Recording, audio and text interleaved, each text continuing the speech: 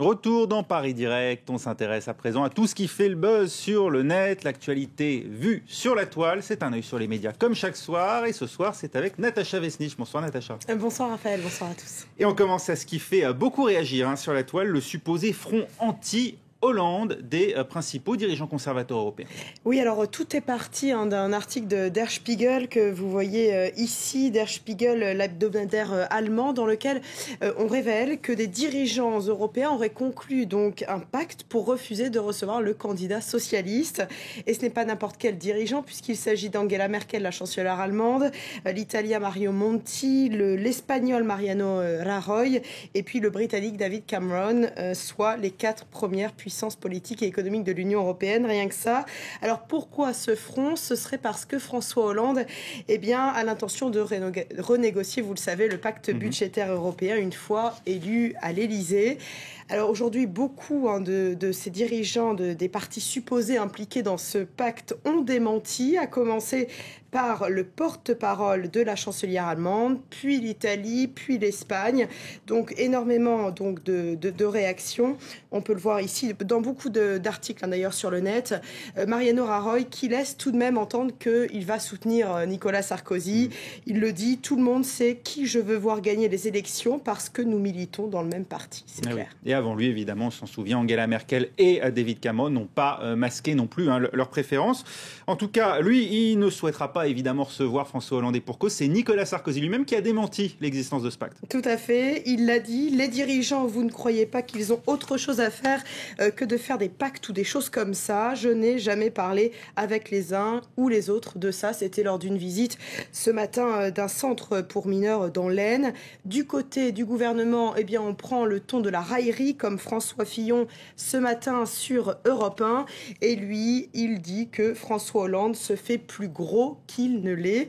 Alors François Hollande, justement, qui lui a réagi sur Twitter. François Hollande qui dit que j'apprends par la presse allemande qu'il pourrait y avoir une alliance des dirigeants conservateurs européens pour ne pas me recevoir. Je n'y prête pas une attention considérable car ce qui compte ce n'est pas la position de ces dirigeants mais celle du peuple français. En tout cas, il faudra qu'il accorde ses violons avec Martine Aubry qui elle-même a relayé aujourd'hui cet accord entre les dirigeants européens. Est-ce que finalement ce front du refus d'une certaine manière n'est pas exploité par le PS car il pourrait profiter aux candidats socialistes in fine? Écoutez, en tout cas, c'est ce que l'on lit pas mal sur Internet. Si on en croit Jérôme Fourquet, lui, il est interrogé par le site Internet de France Télévisions. Il est directeur du département opinion de l'Institut IFOP. Pour lui, si ce boycott est avéré, cela concrétiserait cette idée assez répandue en France de la tutelle de Bruxelles. Et étant donné que les Français sont assez attachés à leur souveraineté nationale, au lieu d'affaiblir Hollande, cela pourrait susciter une réaction d'orgueil chez les électeurs français, je veux pas qu'on me dicte ma position ni ma conduite à tenir, donc je vote pour François Hollande. La version française du Huffington Post, lui aussi se demande si ce front européen serait un cadeau ou une peau de banane pour le candidat socialiste. Peau de banane parce que cela montre aussi, Raphaël, que François Hollande a du mal à faire campagne à l'international, qu'il a du mal à se faire inviter par les dirigeants européens notamment. Et cela alors, comme le souligne un spécialiste des relations franco-allemandes interrogé dans The Huffington Post, il a une remarque assez pertinente. Il dit que traditionnellement les relations européennes et en particulier franco-allemandes transcendent les clivages politiques. Mais là, pour ce chercheur, Nicolas Sarkozy a instrumentalisé de manière inédite ses relations jusqu'à même privatiser sa relation avec Angela Merkel. Ouais, en tout cas, on se plaignait que l'Europe ne fasse pas suffisamment partie des campagnes françaises. Là, pour le coup, c'est fait.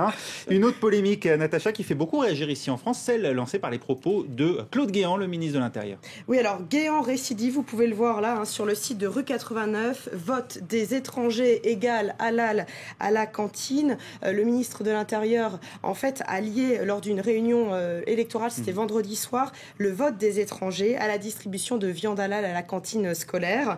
Je vous cite ce qu'il a dit exactement. Accepter le vote des étrangers, c'est la porte ouverte au communautarisme. Nous ne voulons pas que des conseillers municipaux étrangers rendent obligatoire la nourriture halal dans les repas des cantines. Beaucoup de réactions, bien sûr, ce week-end au sein du PS, mais aussi au centre. Je vous propose d'ailleurs de regarder la réaction de François Bayrou du Modem.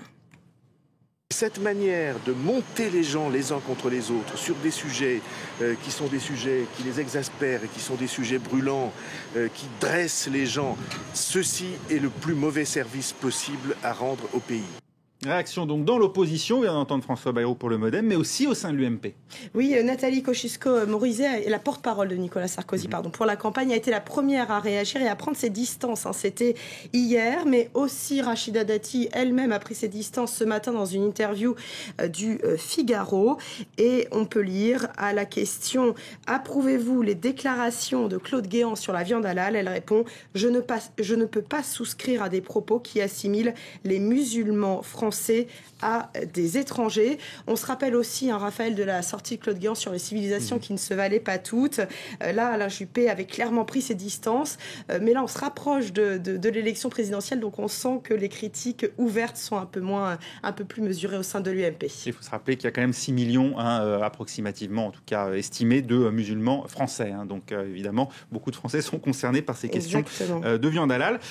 On parle aussi beaucoup sur la toile du rapport rendu public aujourd'hui par la sénatrice UMP Chantal Jouanneau sur l'hypersexualisation des enfants. Oui, alors très rapidement, qu'est-ce qui est à l'origine de ce rapport ? Eh bien, c'est la parution de photos dans le magazine Vogue français en décembre 2010, mettant en scène une petite fille qui porte des tenues et qui a des postures plutôt dérangeantes. Vous pouvez voir les images là qui défilent. Donc, qu'est-ce que dit ce rapport ? Eh bien, interdiction des concours de beauté pour les moins de 16 ans, interdiction d'être légéré d'une marque quand on a moins de 16 ans, rédaction d'une charte de l'enfant, et puis aussi uniforme à l'école. Et là, on voit que ça fait réagir cet uniforme parce que, par exemple, là, sur le site de France Télévisions, eh bien, on dit que l'uniforme à l'école, on le ressort un peu. C'est assez à la mode à l'UMP. On en a déjà parlé en 2011, en 2009, en 2006. Et on dit que l'uniforme, un peu, ça résout tous les problèmes d'inégalité, de look négligé, d'intégration. Bref, ça serait la solution que sort l'UMP à chaque fois. Et qu'elle ne met pas en place, c'est surtout ça. Parce que finalement, l'idée, on peut en débattre. Un certain nombre de pays, notamment de gens qui nous regardent ici à France 24, sont dans des pays dans lesquels l'uniforme est de rigueur à l'école. Il se trouve effectivement qu'en France, on en parle beaucoup, on ne le fait pas. Merci beaucoup, Natacha Vesnitch. C'était un œil sur les médias, tout de suite sur le net, et on se retrouve juste après pour la suite de Paris Direct. Restez avec nous.